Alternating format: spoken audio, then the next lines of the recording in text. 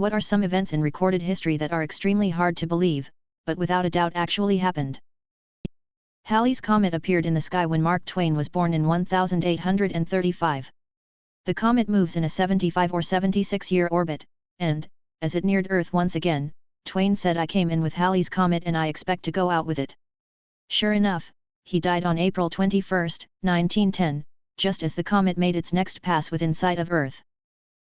My colleague was on the plane to Hawaii where the entire top of the plane ripped off. They flew the rest of the way without any overhead. Landed and everyone walked off. Absolutely insane to see the pictures. Talk about being given a second chance. In 1908 Russia showed up 12 days late to the Olympics because the world switched calendars while they did not. The Battle of Bull Run, one of the first battles of the U.S. Civil War, occurred on and around Wilmer McLean's farm in Northern Virginia. Not wanting to live surrounded by war, McLean and his family moved to Appomattox Courthouse, Virginia. The Battle of Appomattox Courthouse was the last significant battle between Union and Confederate forces. The Confederates signed the surrender order in Wilmer's sitting room. It is said that the Civil War started on Wilmer's farm and ended in his sitting room. There was a Japanese man called Tsutomu Yamaguchi who was on his way to work in Hiroshima in 1945, when he saw falling through the sky, 2 miles from where he stood, what ultimately turned out to be the atomic bomb. He had just enough time to take cover in a ditch as the bomb detonated and miraculously he survived. Somehow the Hiroshima train station was still operational and so Yamaguchi, battered, bombed and bruised, decided to board a train to his family home so he could recover, in Nagasaki. 3 days later Yamaguchi was called into work to explain what he saw, which he did. At work as he began to tell the story of what happened, the second bomb dropped. It was the reinforced concrete walls around him that saved him this time, and Yamaguchi quickly ran to find his wife and son. Ground temperatures in the city reached 4,000 C and radioactive rain poured down. The family's home was destroyed, but Yamaguchi's wife and son had thankfully been out shopping, looking for burn ointment for Yamaguchi, when the bomb fell, and they'd survived. Despite this ordeal of having survived 2 nuclear explosions and subsequent radiation exposure, Yamaguchi went on to live till 93 years of age. He died in 2010 after being recognized by the Japanese government as a Nijihu Hibakusha, or twice-bombed person. In 2014, Pope Francis released doves in the Vatican to symbolize his hopes for peace in the world. As soon as the doves began to fly, a seagull and a crow swooped down and attacked them in front of everyone. Nicholas Alcmade fell 18,000 feet without a parachute from a burning plane in 1944 and suffered no serious injury. Saint Olga of Kiev. Her story is the ultimate revenge tale. I highly recommend people looking her up, but in short, her husband was killed by a neighboring tribe and she sought vengeance. Here is where you can find a much more in-depth overview of her life. The neighboring faction then sought to take over her own, seeing as she was a weak woman and ruling in her dead husband's place as her own son was too young. She invited them to her town as a show of honor. When the large party of messengers arrived, they were soon attacked and backed into a massive trench that Olga's people had dug the nights before. Standing over the trench she asked them if they found the honor to their taste and buried them alive. But she wasn't even close to finished with her quest for vengeance. She sent message back to the enemy saying she would accept an allegiance by marriage. Painting herself as such a feeble woman, that she would gladly relinquish her power to her enemy. But she requested all high chieftains to visit her town to socialize and garner favor. The chieftains came, she invited them into the bathhouse to relax before a feast. They were locked inside and burned to death. But she wasn't done. Her next feat is her most incredible. After taking out most people of power from the other faction, she demanded tribute from their towns and villages, not in gold, not in any material goods, but in the form of sparrows and pigeons. Thousands were delivered to her. The next night, she ordered her soldiers to tie a strip of sulfur to the birds' legs, set it alight, and released the birds. The birds flew back to the houses and homes they had nested in, and burned every village to the ground. The sky was apparently a blaze of fire for days. Olga emerged victorious, and satiated. Don't fuck with Olga of Kiev. She is known, quite aptly, as the patron saint of vengeance and defiance. That time everyone died of a dancing sickness where they danced themselves to death in France. Mass hysteria. Michael Malloy aka Mike the Durable aka Iron Mike. During the Great Depression, 5 men took out a life insurance policy on a homeless alcoholic that they were sure was going to drink himself to death. The owner of a bar allowed him to drink for free, but he kept drinking and didn't die. So they tried to poison him with antifreeze. Didn't work. The turpentine, horse liniment, rat poison, methanol. Still didn't work. A sandwich made with rotten sardines and tacks. Still no luck. Then they took his drunk body out in the cold and poured water on him. He lived. Then they ran him over with a car. He was in the hospital for 3 weeks, but survived. Then they poisoned him with carbon monoxide, and he finally died. They were all convicted of murder. John O'Neill, the FBI agent in charge of investigating Al-Qaeda and Osama bin Laden in the 1990s, grew frustrated with the bureaucratic politics within the FBI and between the FBI and CIA that he felt hampered his mission. He decided to leave the FBI and take a higher-paying job in the private sector. In August 23, 2001 he became the chief of security at the World Trade Center. He was killed in the attacks just a few weeks later. The Battle of Halys. In roughly 6th century BC, the Medes and the Lydians were at war. The war had lasted for 6 years and climaxed at the Battle of Halys. During the battle, a solar eclipse began. Both sides believed that the gods were angry at their long and bloody war, and were taking the sun away from them. They declared peace that day, and the sun was returned. But yet, a war ended because of a solar eclipse. Edit, so many historians.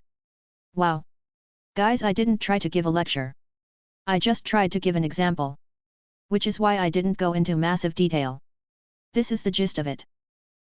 The Battle of Castle Itter, in WW2 was fought between the Waffen-SS and a group comprised of American and German soldiers, local resistance fighters, and several French celebrities, including Paul Renault, who had been the Prime Minister of France during WW1.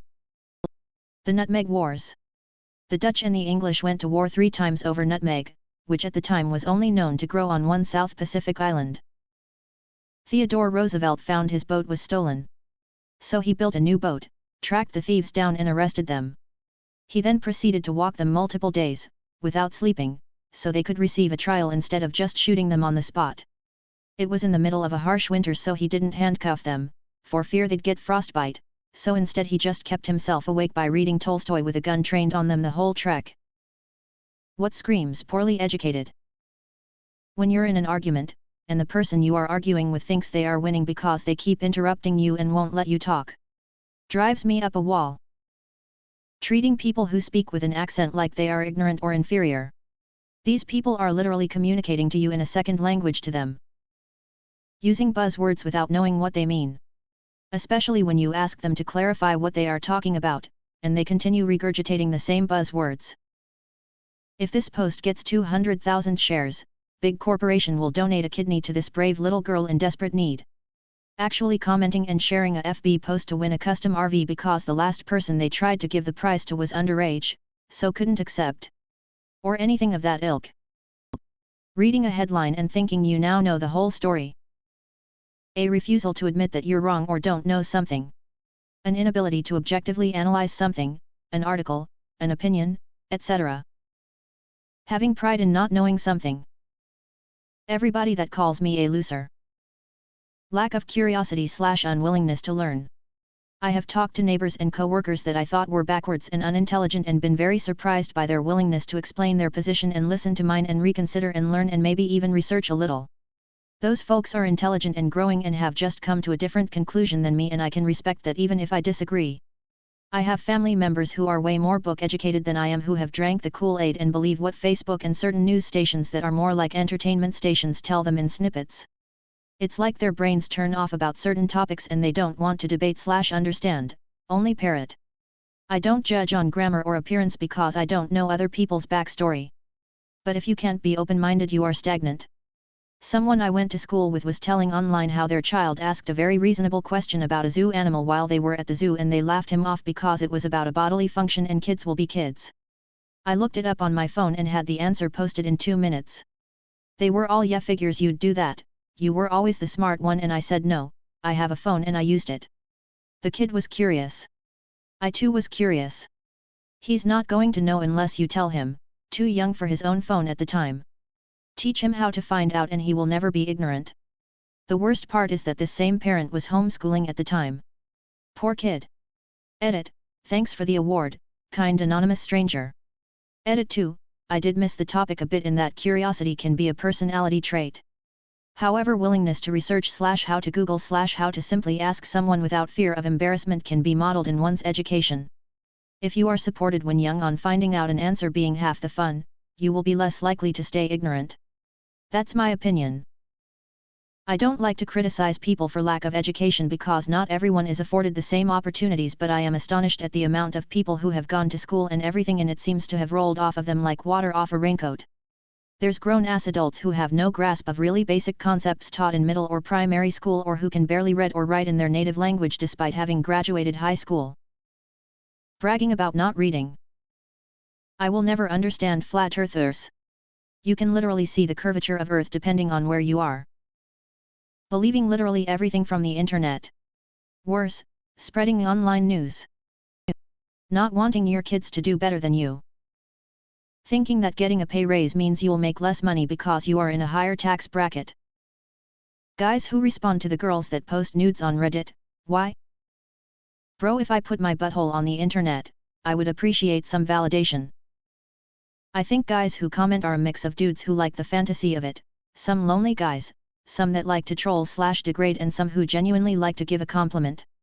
It's a mixed bag really. I really wanted to know where she got the wallpaper, but she never replied. Removed.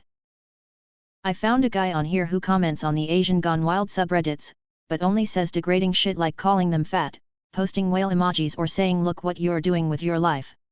Shameful. So, I guess that guy gets off on degrading women and that's why he comments. Also, I swear I found his profile in a SFW sub, he was just saying some insane shit, so I checked his profile. Once I told a girl her breasts would make perfect jumps for Hot Wheel cars and she said it was the best compliment she's ever received. Get on my level. If they have a cat in the background, I compliment it. I can change her.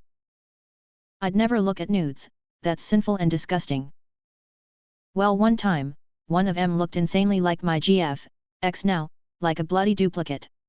So I had to message in the comments. When I got nothing, I messaged her DMS, yeah, I know, shut up, and got an auto link to her OnlyFans, and the funniest thing was, it turned out it was her. And when I brought it up, she admitted, so no, I don't talk to her anymore. I have nothing with the whole industry, just the fact I wasn't told and there were other guys in the videos was kinda the line you don't cross. Edit, goddamn. I didn't expect many people to see this. Expected for it to get lost in a sea of funny stories. But thank you for all your kind words, it's appreciated. Because their responses of hopeful acquiescence to my lewd comments helps me come real hard.